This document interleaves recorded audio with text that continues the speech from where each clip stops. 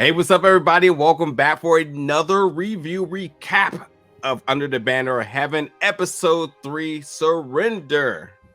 It's a trios party today, and we're going to break this episode down. Myself, Dajir, alongside Terrell. Below us is Kelsey. Hello, everybody. How you doing today? Hey. Thank you for joining, Kelsey. New face to the team today, helping us break this episode down. Huge fans of the show, huge fan of the cast. And why not? This is how we're going to do it. So look forward to reviews and so on from the three of us going forward for this very limited but explosive series. People are starting to talk about it. I had a hunch when it was announced that it was going to be a little bit of a slow catch on, but with anything with Andrew, I'm sure everybody's going to say, and now we're 3 episodes in and people are talking, people are raving, and we're fully in the midst of it. But in episode 3, I got an abundance of emotions here. Like, one, I'm like super happy Bill's alive. I'll talk about that in a second. Like so good. The performances across the board are good. Andrew's so good, but I got to give Gil, who plays Taba, Detective Taba, or I think, of course he's a detective.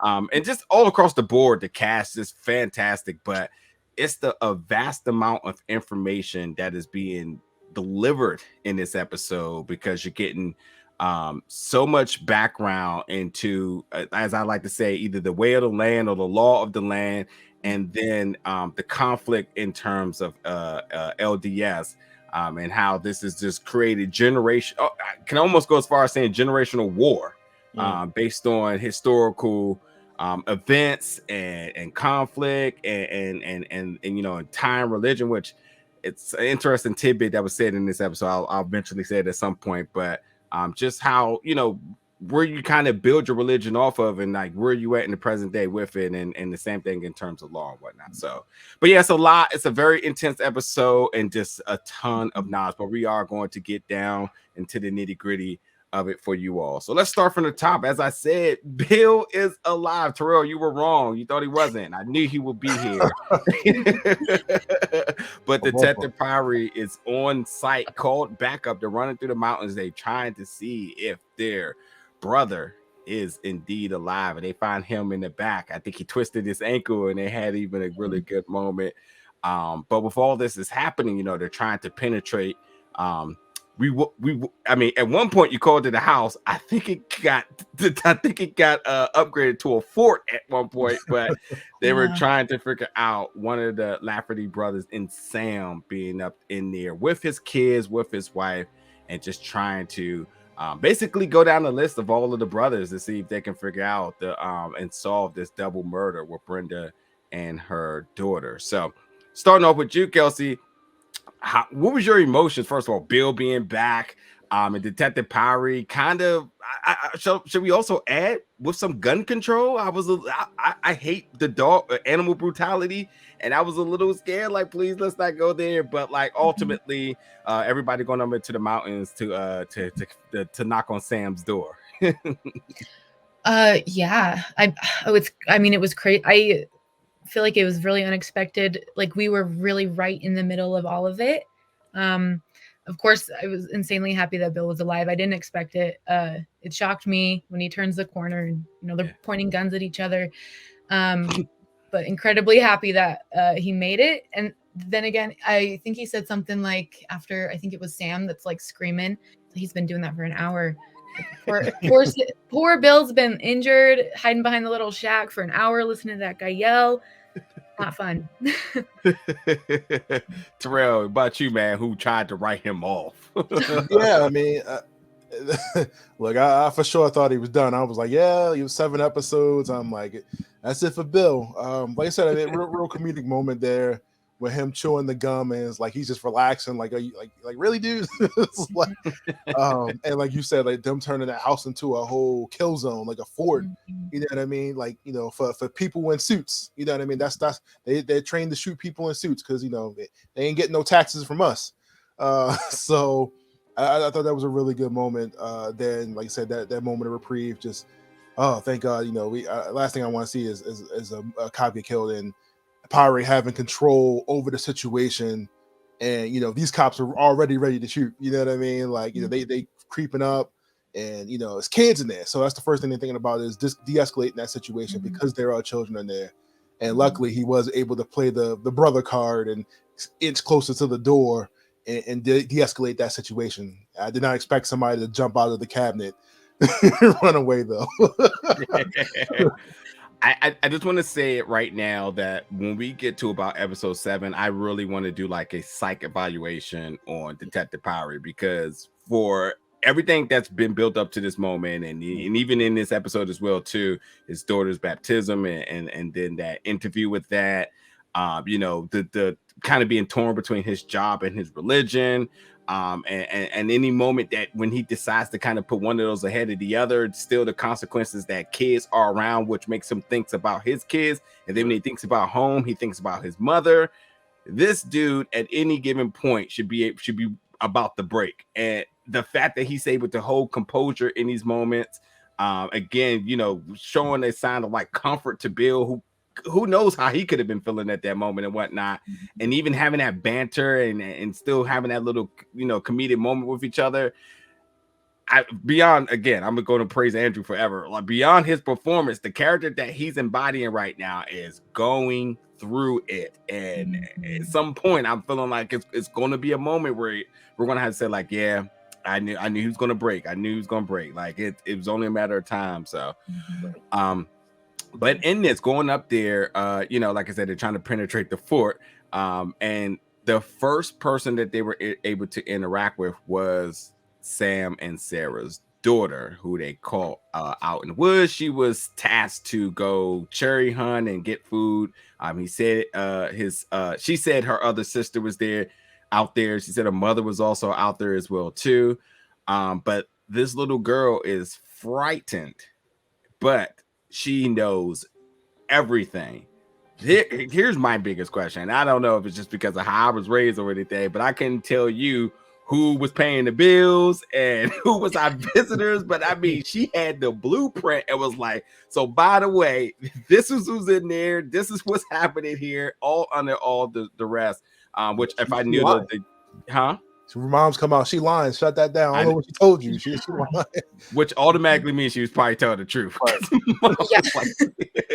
But just if I knew the young girls, the young actor's name, I would absolutely give her praise, because that was a performance. And we can assume an adult can take a role like that, but a kid and the composure to still be very emotional and visibly crying, but also being able to deliver coherent sentences, it's fantastic. I swear this show has got to be talked about near award season for performances alone. But Kelsey, want to bounce it to you on this. The hierarchy in the family. I mean, we all know that the males run the house and the women's about two the male, but the kids being able to be so readily available with so much information. Was she out of line? Was she just scared? Or could we almost say this is almost like proper protocol of some sort? Yeah, well, honestly, there for sure is a hierarchy within the family, even I would say within siblings, because it could even be, I mean, it's very like gender rolled. So it could, her job was to go and pick berries and to collect food and stuff like that. If that was her only job, or maybe small other things, she probably has a lot of time to just listen to what the men are saying in the house, and it's not her business because she's a girl. It's not her business, but that doesn't mean her ears turn off. So she's hearing everything, and they just don't even worry about her. She's not even in their side of view. They don't even care, but she's hearing everything, absorbing everything. And how the brothers were like the soldiers in the fort. Like the mom's like, yeah, the fort, the soldiers, whatever, my sons are in there. There's like children, but even I would say, even if the sons were younger than her, they would be regarded as like higher status because they're boys. So maybe she would be excluded from certain things, while maybe younger brothers or brothers would be included in these talks. And so you would also feel left out a little. Yeah. There's a lot going in on there. Yeah. You always got to remember, kids are sponges, no matter what, and they're going to absorb every and hear every and see everything, and ready to regurgitate it at any given point. And Jenny Lafferty, the daughter's name that we're focusing on here. And I got to be honest again. It's going to be a lot of putting on for Andrew here, but Jeb and Jenny's interaction with one another, sort of comforting her and talking about his daughter and prying that information out for her from her, I thought was a very epic moment this episode. Like, maybe a small tidbit, but like, again, when you're talking about somebody who is as high caliber as an actor, is able to really have a moment where you're able to let a young actor shine in the way she did, that's a certain type of almost patience but skill in order to do so. And like, that's why like that scene was just like really good. I loved it. But Sam, going to you, Terrell, Sam has had it rough. I mean, we've seen Sam in a flashback from the wedding day, and he was obviously well more groomed, but we see sort of like, should we say, the transformation from what's happening with their father, as she said, the grandfather, and this, I go as far as saying like this generational abuse and mindset and the passing down of what teachings throughout it. Now, him becoming the person he is now, who's just again anti-tax, setting up a fort, as it said, numerous interactions with different people coming up in here, and basically, you know, it's them versus the federal government and whatnot. But Sam has had a very let's say interesting path from who we saw him to be from previous episodes to who he is now, and he's completely unhinged. And I think it should be noted that they said that his mental capacity is definitely out there. You know, Robin said like, hey, anything he's saying is not holding up in court. But that's to be determined. So I just want to throw it to you.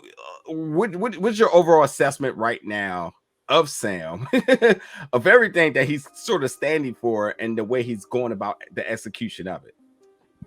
Like you said, that whole scene, like, you know, pre wedding day or after wedding, I'm not sure what the time was, but you know, where, you know, grandpa came back, and just the whole thing with how as adults he's still disciplining his kids, you know what I mean, in front of their kids, you know what I mean. It's like, look, man, his kids out here, you can't be doing that. Like, and you know, talking to him like, you know, I come back, you know, I gave it to you to hold down, and you know, you about to get my house and my land taken over, something stupid. His father's not dumb. Like, regardless of what they may believe, he still knows he has to pay his taxes and take care of, you know, what they believe to be man's law. You know what I mean? But you know, of course, you know, he says to him like, you gonna brainwash your brothers, but you're not gonna brainwash me. That doesn't work on me. They're easily like subjectable to that. And they about to throw hands in the parking lot. You know what I mean? I'm like, Jesus Christ. So like, I mean, I just thought that was crazy. Like, they're all like, you can tell that they're all not brainwashed, but like it's like you throw this gospel on top of it, and anybody's open to whatever. You know what I mean? Like, hey, stop paying your tickets. You know what I mean? Stop doing this, stop doing that. You know, because you know so and so says so, and there's no questions, no ask. You know what I mean? Because you know you're the patriarchy of the family, you're the head of the household, so they're not going to question you. Like I said, I mean, just from the whole thing with the government running up in the house, like you said, you could just see the build of how these characters have become, you know, under the leadership of their brother. Yeah. I'm like, this is within 2 years, you know what I mean, or a year since this all evolved. So I thought that was crazy how everybody just started to turn so quickly once grandpa left and grandma left the house. It's crazy to see that, but yeah. I mean, I don't know. Comparison is that, you know, the first time that you're out of the house, either you go to college, the first time you get your first apartment, you just think like, no more rules. I'm going to go do what I want to do. And I think this was not only just like a no more rules, but like you inherit power. So you're like in authority. So you're like, well, I'm going to kind of do it the way I want to do it, which we'll talk about. What's his name? With the other brother, I'm about to say Sam, Dan later about that. Now, another question, because and this is for the two of you all, to kind of play devil's advocate, because I think it's clear how this show is defining protagonists and antagonists. Do we ever look at Sam and like as a tax Pan citizen, just want to be clear. Do we ever look at Sam and empathize for him because of the generational trauma? Because Detective Pyre said that like they're seeing what they were taught, and now we knew he also did research. And the bishop was just like, listen, you worry about today, you don't worry about your past. Which, to my point I was making early, religion has typically been the study of is foundation and how it was created and how it evolved. I don't think anybody says like I'm picking up religion today and I'm only focusing on 2022 version of it. Like everybody wants to know how it started and how it evolved and so on and whatnot. But so I thought that was a very manipulative statement and whatnot. But no one was fond of Sam doing his research, going back to saying like, these are the things that have happened to our ancestors and so on. And so beyond the taxes thing, but in this episode, when he has his kids outside, some of his kids inside, and he said, listen, the suits people are here with pointing guns, and they got more. Like the last time in the research, this happened, we were completely annihilated. And who knows what his thoughts could have been feeling at a point. But like, do you all at any point kind of see through that lens, or did you consider that lens at all for Sam and what he was enduring in the beginning part of this episode? Yeah, for sure. I feel like it completely makes total sense to think I guess it's like generational trauma for sure, because when you think of like the things that happened to Joseph Smith, that they kind of go through there's flashbacks of that, like the first prophet, and how he was wronged, and all these horrible things that happened. You can get mad if you really believe that he was a prophet called of God, and you want to try to connect with maybe the scripture, the teachings, the doctrine that he was coming up with and saying and preaching to everybody. You would want to maybe get in close connection with that, and somehow in some way. Unfortunately, doing that can lead to some dangerous things like what we've seen. But I feel like it completely makes sense that he's not just, he didn't just wake up one day and think, oh, this is how it is. This had been building for a long time, and the research he did just made things stronger. Like his opinion on things, or his belief, made it stronger because it was connecting him to like the holy source. I Terrell, let you jump in there, but to me, I mean, when you focus on the mental health side of this, you say, well, at some point he broke and he snapped. And let's take his position for a second. His family taught him one thing. He did more research, and he starts to see conflict, potentially flaw. But any bit of annihilation or any bit of just complete disaster of either your family or what you believe in, and to kind of like metabolize that with the current day, and then they're told you like, hey, just worry about today, don't worry about the past. Like that's a very it's a bad approach. I hate to even go down this route, but I love my analogies and whatnot. But it would be almost as like you told black folks to say, hey, I know things are kind of bad right now. Slavery back in the day, I mean, don't worry about that. That's old. That's not anything to worry about. And I think that or Native Americans, shall we say, the ones who got or who are on reservations and stuff right now, like, hey, you're good. You don't have to pay taxes. It's your land. But also don't worry about the past, that this also was all your land at one point. And so, and I think that kind of looking at Sam and how they kind of go evaluating his mental health, I think that like he's just a broken man. I mean, he's loyal to his brothers, that's for sure. He's loyal to his cause. His cause just isn't totally aligned with the new age generation. He's just like you said, he's connected to the source, and he's like, well, no, that changes everything. Like, nah, I gotta be a little bit more radical with mine to prevent these things from happening, and immediately right now to prevent my family right here, right now, that I see right here. So it's an interesting story. And like, again, as I say, like, in terms of identify who's the protagonist and antagonist, you also kind of like to look within the Lafferty family and say like, well, the kids are also very much the result of their father completely abusing them and stripping them of their own manlyhood to some belief that some of them believe in, some of them don't. How could you not sympathize with them, regardless of the LDS surroundings of it? It's just kind of like, damn, like they never stood a chance, period, even in their household. So yeah, that's a lot of unpack. I really, this is where I hush and I need to understand. Let's go to the wedding day inside of the church. There is a lot of information being blasted here that some I was trying to figure out on the fly, Googling, and some I was just like, maybe I'll learn it eventually through this episode. But what was the whole dynamic going on between Brenda and, as they deemed to say, broken temple rules, and just the term a tear and all those sorts of different things. There was a lot to make here. I again, some of it went over my head, but I'm curious to know. So Kelsey, can help us out a little bit on this one. Oh boy, there is a lot there. Yeah, this is actually really interesting. This is the first portrayal that I've seen of like temple ceremony in my life, like with eyes. I've heard stories from people who've also left the church. It is like one of the biggest sins. I don't know if that's the right word, but like, you do not talk about what goes on in the temple. You do not talk about it. If your kids ask you, you do not talk about it.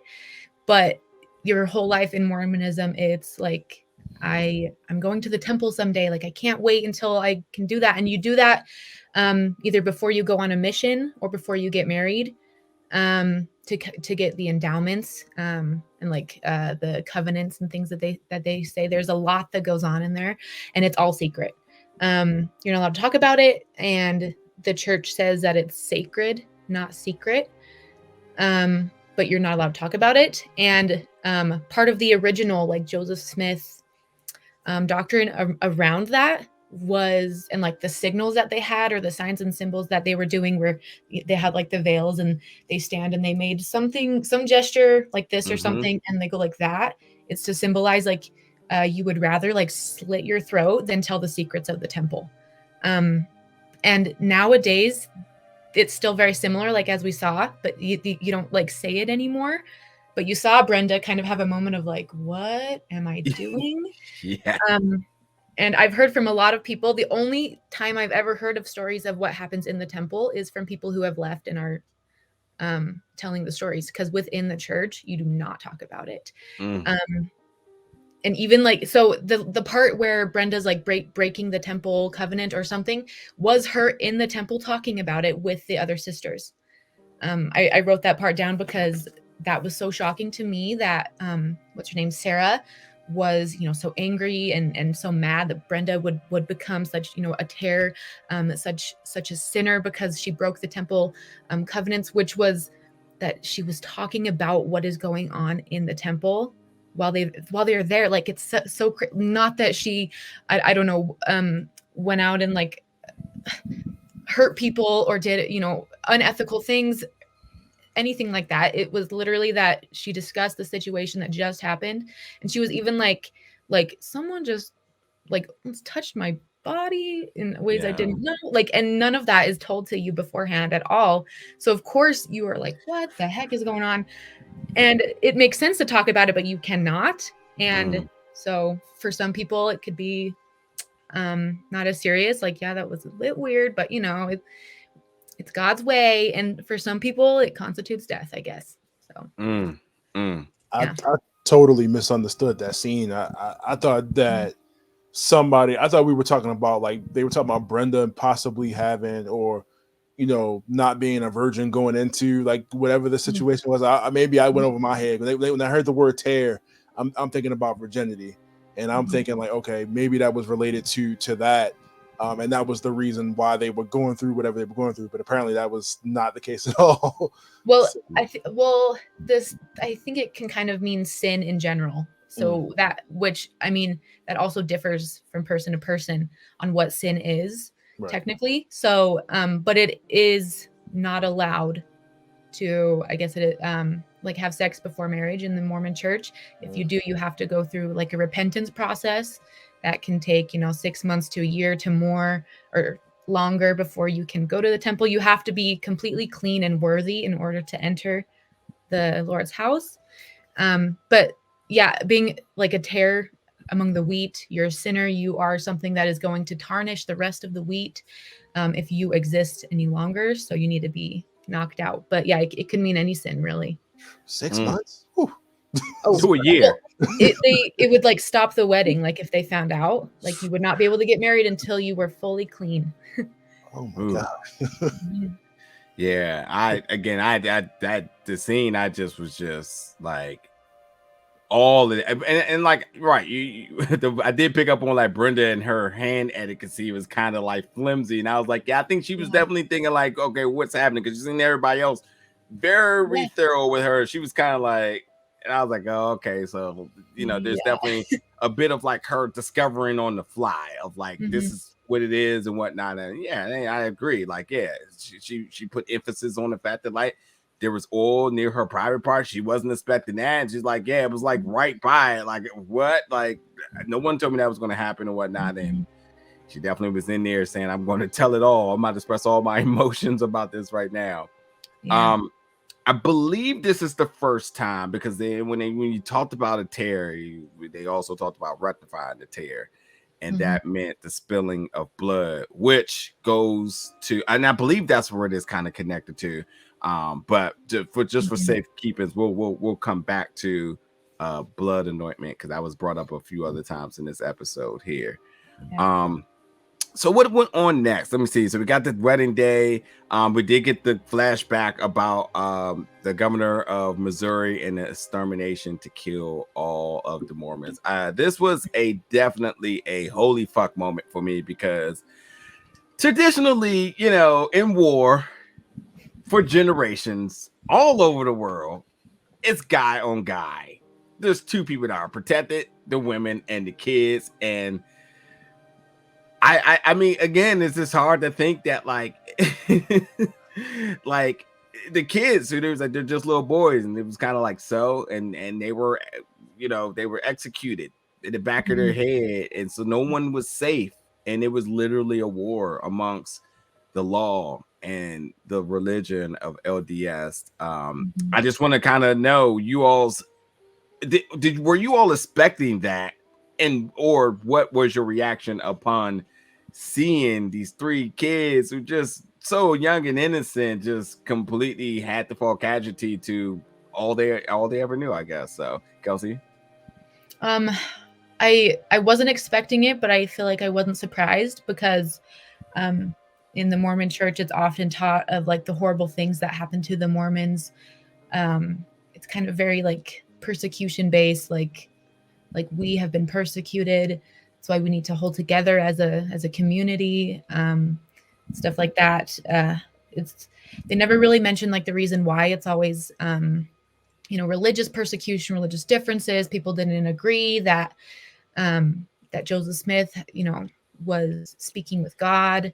I mean, understandably, be like some man is talking to God. I don't know. I'll be a little wary of that, but like even that alone would constitute like hate from the Mormon community. So it's very like ingrained and very like hit hard that like the horrible things that happened to the Mormons were horrible, but we need to like stand strong as a community and build, like they keep mentioning, like build stronger and more. I wasn't expecting it, of course. But the children being in there too, I've heard stories like that as well, that really, I mean, it tugs on your strings, your heartstrings. Like if you're in a setting where maybe you're attending a church lesson or something, and they're telling about how children of the faith that you believe in now were murdered for simply being part of this faith, like that. Yeah. It's deep, and it would take a lot to be like, oh well, I don't believe anymore. Like it strengthens like the faith you have, because you're like a child like that is unheard of. How can my religion be something that people hated so bad that they would kill children? Like it's a weird thing to go through. It is. I don't know. Yeah, nah, Yeah. for sure. Mhm. Terrell, and for you, the same question, but were you expecting this show to be so vivid and I guess in the horrendous history of this war? No, man. Like I said, I'm not surprised though, because I mean, when you considered an annoyance, or people just don't like you, or they don't like what you're doing, they're gonna get rid of you by any means possible. And you feel like you above everybody else, and you don't have to follow the rules that we've been placed at with everybody else. Well, we got to do what we got to do, and this is an example of people being people, and pushing themselves on people minding their business, and enjoying life. And okay, I don't like that. I guess we got to do what we got to do. So, but I didn't expect the show to be as graphic with it, and show kind of the persecution that these people have gone through. And even still, like you said, like still did not retaliate to the means that they wanted. Even though they showed in the previous episode that they had loaded up guns, they was ready to go, but they have the means, but they never reacted. So I didn't, like I said, I didn't expect them to show, go into the history of that as much as they have been. Like I said, this has definitely been a big history lesson, not only a murder mystery, but a big history lesson to this whole thing as well. I love the balance of that. That's a good point. Can I add one more thing to that? Yeah. Sorry. I just barely remembered when I was watching that scene and the boys standing there, I remember something that was often taught. And in Mormonism, you go to church every Sunday and a few activities during the week. So it's very, very high demanding. But it was often taught that, like, if you were ever in a situation where someone's like holding a gun to your head and they're like, do you belong to the Church of Jesus Christ of Latter-day Saints? Like, are you a Mormon? And if you answer yes, they will shoot you. It was like that should be the loudest yes you ever proclaim. Like dying with honor, knowing that you are holding true to your belief that you belong to God's true church. That should be like, if that is the last thing you do, that would be the best thing in your life. And dying with that honor, like there's nothing above it. So part of it, because I heard those lessons when I was a kid. So like even hearing that, and I wonder, I don't know about the boys in the war, but part of it probably is like, I'm doing this for the Lord, for the church I believe in. Like, this is an honor, as like on top of being terrified because you're just a child. You have no idea what's going on. But in some way it could maybe be like, I'm doing this, like I will still proudly, tell everyone who I am and the religion I belong to, because I believe that is the best thing I can do, even till death. Like if it's going to cause my death. So, yeah. And for me, be on the outside of this and learning as the show and series progresses, I gotta say, and I mean, you take it however you want. I appreciate the show in its rawness, and I almost want to say in its authenticity. Although when you say that, you want to say, well, what am I basing that off of?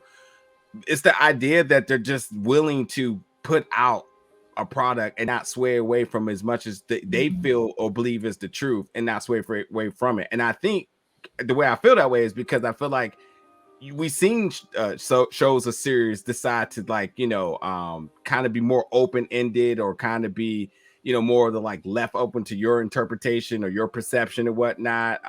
And I feel like this one is definitely driving down a very strict path, knows where it wants to end, and is not deviating from that. So like to put the emphasis that like, yeah, kids were not off limits. Like, that's a very law thing. I mean, in any bit of like crime or any bit of war or anything, kids were off limits except for the cartel.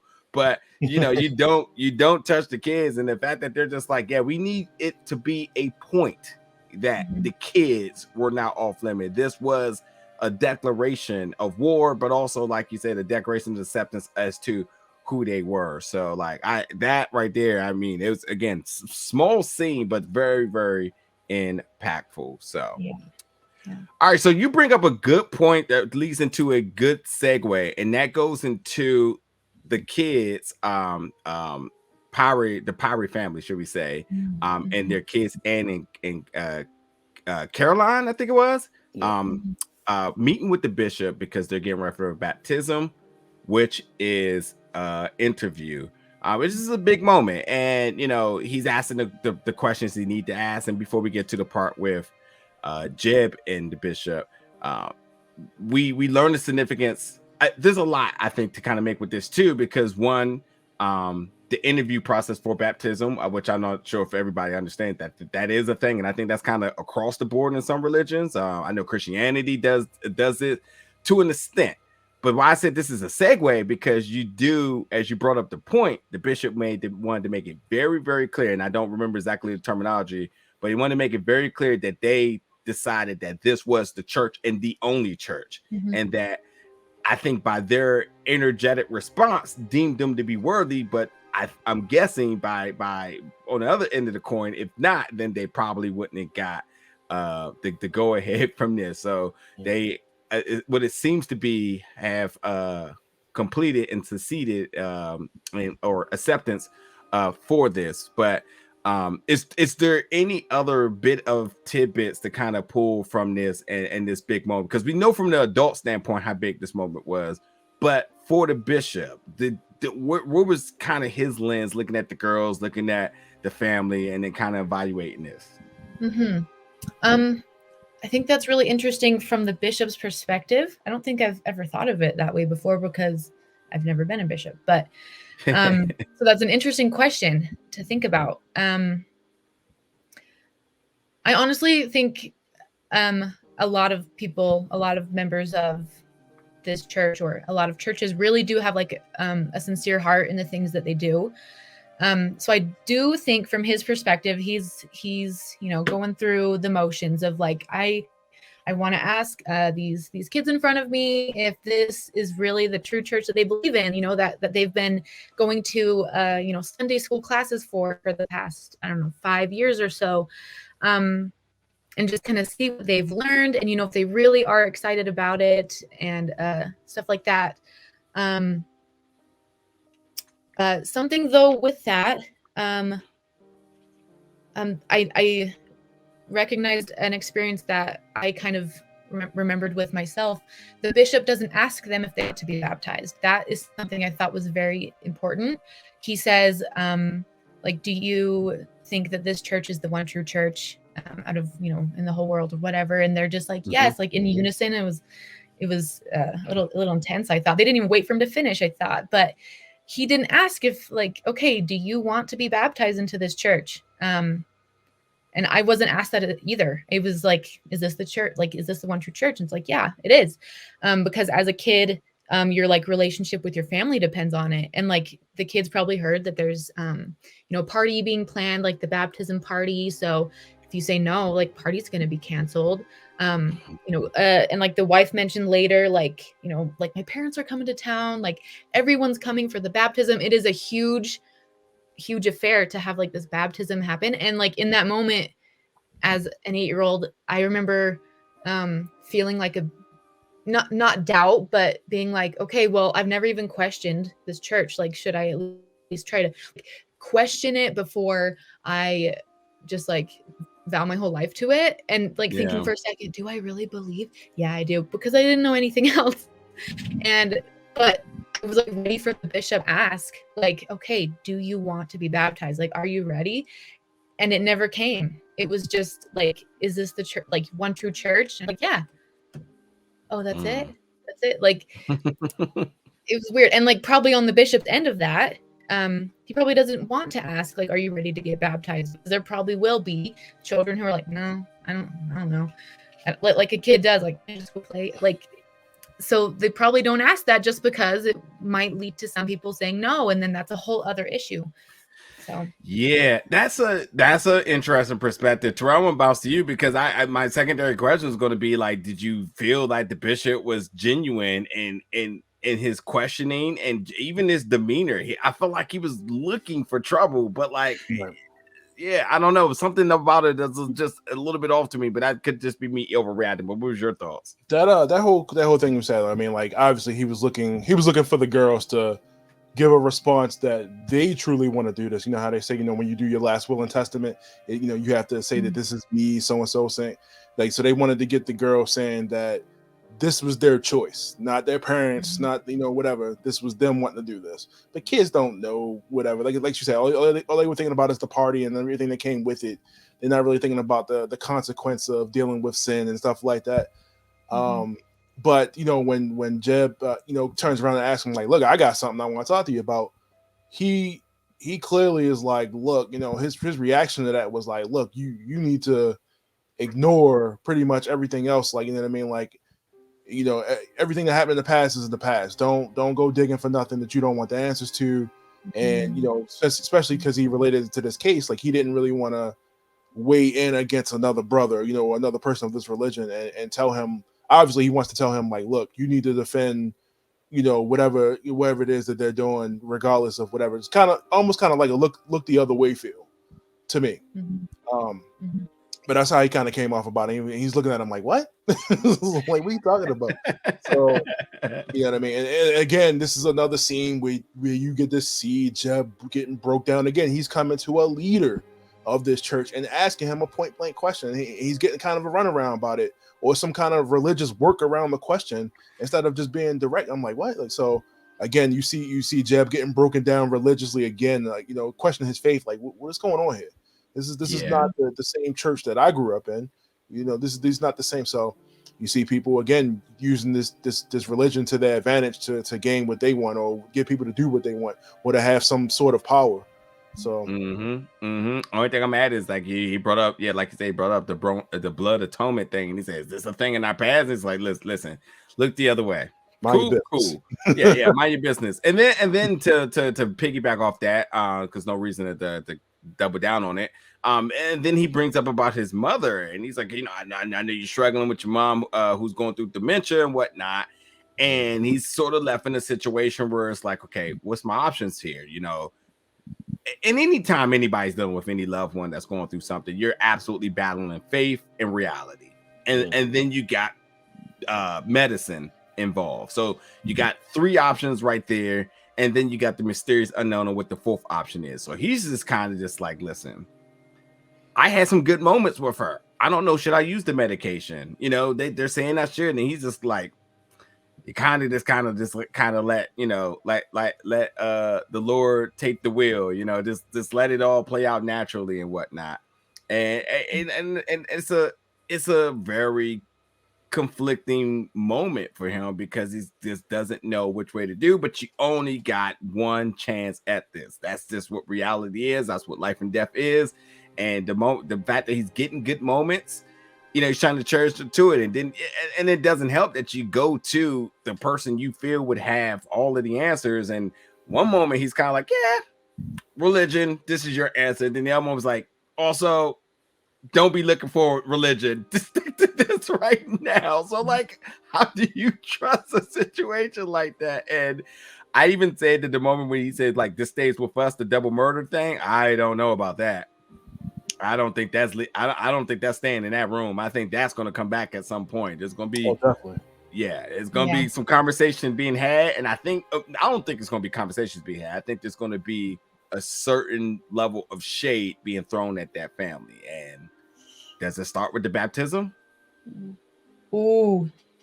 And that would be a, oh man, the mom, because like, yeah, even with that, and maybe that's what Jeb was kind of like nodding towards. I mean, we all know he's kind of struggling where he fits in and all this, but when he said let's postpone the girl's baptism, is it strictly because of his conflict, or was it because of the response to what the bishop was giving him about things? And he's thinking like, maybe I need to do more research, or maybe I don't want them to like essentially sign their life away to this.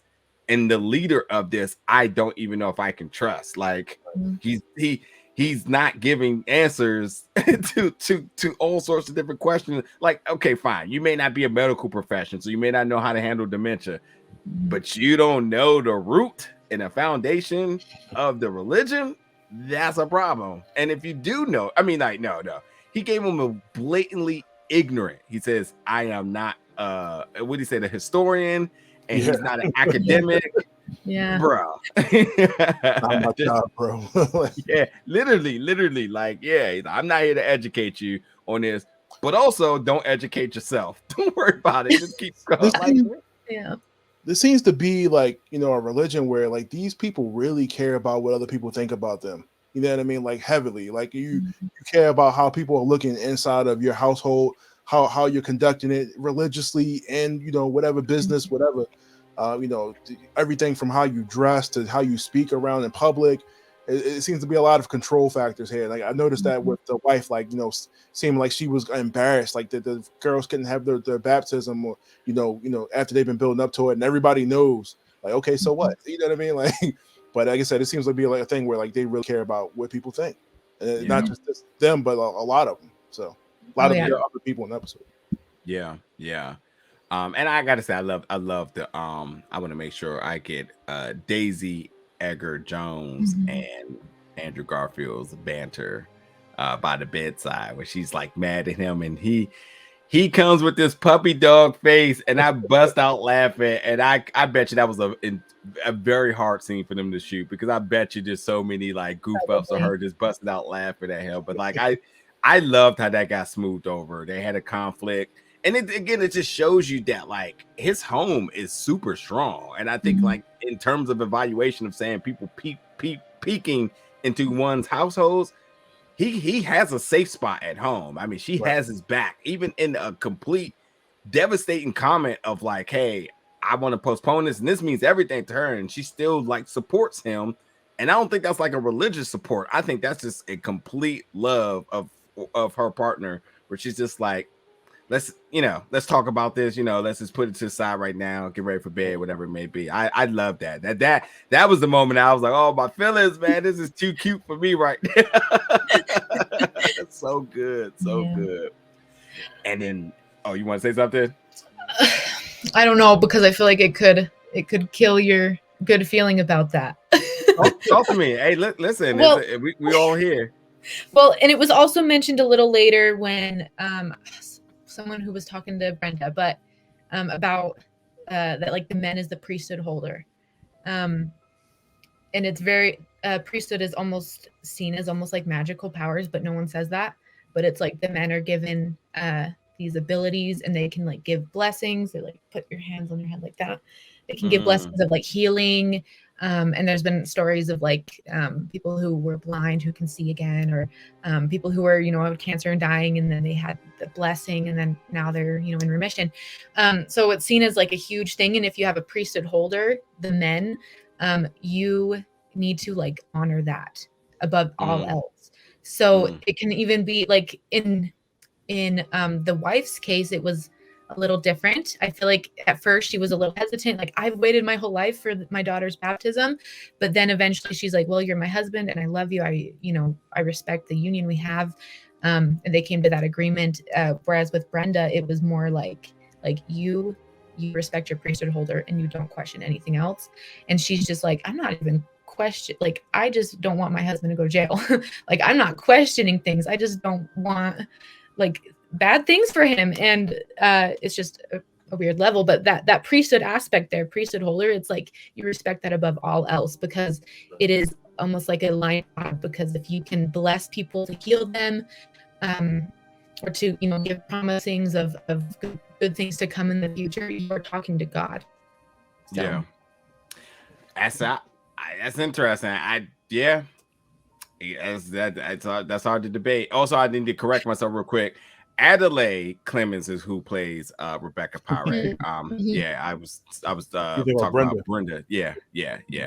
Anywho, let's get to the last part of this episode here. Now, everybody, I mean, three of the 6 Infinity Stones have been collected right now by Detective Pyre.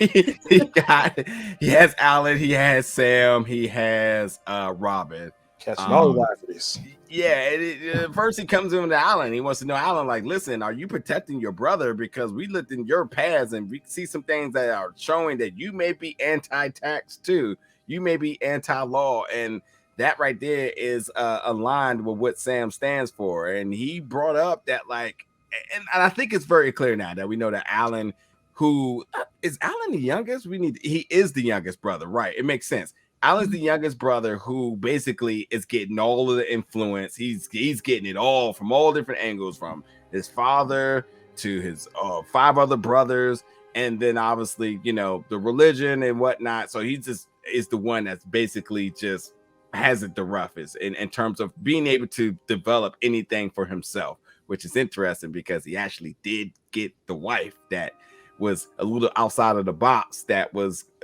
untraditional from what he's seen his brothers marry and whatnot. Here, that's nor here nor there. But he did bring up that, like, listen, like they passed all these down on me, man. Like it was nothing I could do. They told me I shouldn't pay my tickets, and I didn't, and then whatever. But Brenda, being Brenda, said, I'm going to confront Dan. I need to find out what's going on with this. And that's what Brenda is. You know, Brenda says, like, I'm not doing it the way that you all see it for it to be. If I got answers, I'm gonna go question. And it's interesting because they did also say that although she did not follow like traditional household, I guess, rulings and whatnot, they didn't have a problem with her, which is, in my detective mode, I'm still like, damn, I still don't know what brother I think did this shit. Like I'm confused because like now they're saying like, oh, well, her being kind of a rebel was kind of like okay, like they didn't mind it. It was just like, I guess she had fresh thoughts, fresh ideas. So like, cool, you know, we'll see what she got to bring to the table. But because we got the ultimate answer as to why, and that's because Alan said that, well, Brenda reminded them of Joseph's wife. And you make a comparison like that, I mean, that right there just speaks for itself, you know. And with Joseph Smith being who he is, and then you say, well, you know, Brenda reminds him of his wife. I think that's like it's a huge compliment, almost an accolade to an extent that like they said like this is a very special person, which to me now still like, well, who would kill her then? Like, how did we get to that point? And then Sam goes completely off the wall in his jail cell to the point that he had me Googling fornication, because I was like, if there's another definition of this, I need to know like right now, because I'd never heard this. And I could not, I was like, I need to see how this is about to play out, because I've never heard anything like this before.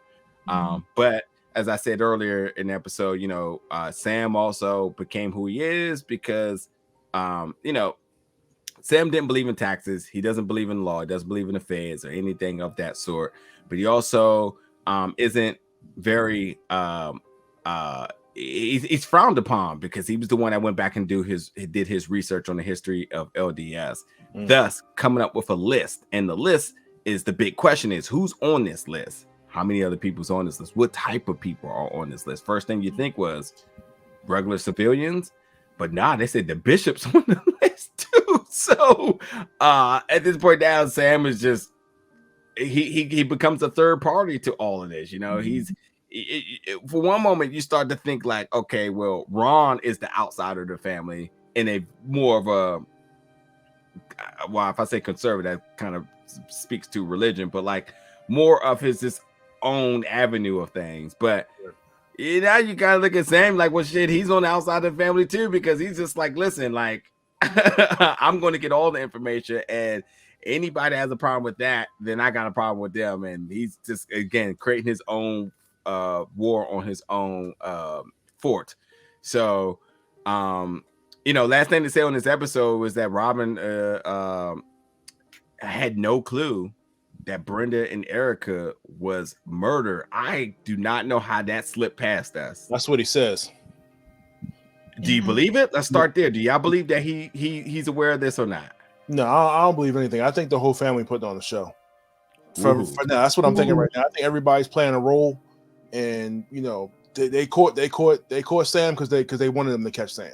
You know what I mean? Like everybody's playing a role for a reason. They what's his name was outside of the house where his wife was murdered intentionally. Like, come on, man, everybody's playing a role here. So I'm not falling for nothing. I don't even think that this is like a Lafferty thing. You know what I mean? I think this is too obvious. You know, it's got to be somebody else that the family is trying to protect that we're not even seeing yet. Kelsey. I think that's really interesting. I was really surprised as well when he's like tell me Brenda and Eric are okay. Like, tell me. And I'm like, what? Like, I don't know. But then I was thinking he doesn't look as dirty or disheveled as Sam. Like, yeah, he's got a beard, his hair's a little longer, but it's not nearly as long as, I mean, Sam had a little bit longer hair to start with, but Sam's dirty. He's like very thin, skinny, long beard. His clothes are a little ratty. Like, Robin doesn't look like that. He looked like maybe decided to grow hair out and a beard out a little bit, maybe for, you know, last couple of months. Maybe he's not quite in as far as the other brothers. I don't know, maybe. But then I think it's also interesting to think that he's just putting on a show that has a whole new level of interest to it.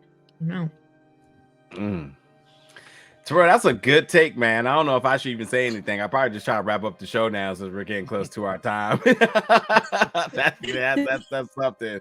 Oh man, and yeah, we're gonna have to kind of see how things play into next episode. Last thing I think we say about this is that, well, we see that at the end of the episode that Rebecca was on a phone call and it looks like she needs something to talk about, and I'm not sure what that is, but we'll see. A little bit of a mysterious outreach for help, and we'll see how that kind of plays a part. So, but yeah, I think that's everything. I'm making sure I just got everything in this episode. I tell you what, folks, listen, if we skip something, you jump in the comments, you let us know other parts of this episode that that you pointed out, you want us to talk about, you have questions, comments, reactions to this. Again, I said this episode was started off very intense, but it was just very deep and full of knowledge and a lot to consume. So hopefully we did you some justice. Hopefully we cleared some things up for you. Hopefully we sparked some ideas, some theories, and so on. And you know what it is, we'll be back episode 4 next week for another review of Under the Banner of Heaven. Hopefully you all enjoy it. We see you then.